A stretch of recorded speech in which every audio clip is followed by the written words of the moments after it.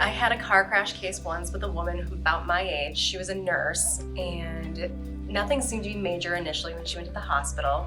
She had imaging, specifically of her foot, and they didn't find anything. So she went back to work. A couple weeks later, 6 weeks later, she goes back, they image it again. They find a fracture in her foot, just a little one. They end up having to go in and surgically repair it because there's a fragment, a piece of the bone floating around in there. You would think that'd be it, but things continue to progress and progress and progress. And so what we started to notice over time, and she specifically started to notice, was she was losing muscle in her leg, or atrophy of her leg.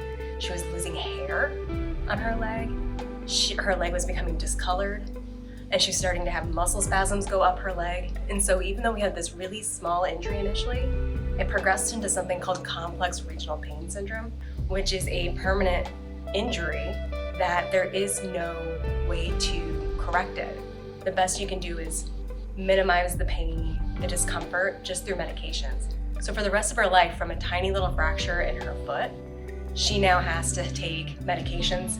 She has spasming, her legs are different sizes, all of those things, just from that tiny thing. There's no known one reason why you get that, and they treat it as best they can, but there's no option. So what came from a little tiny fracture in her foot became a mid to high 6-figure case that we resolved for her.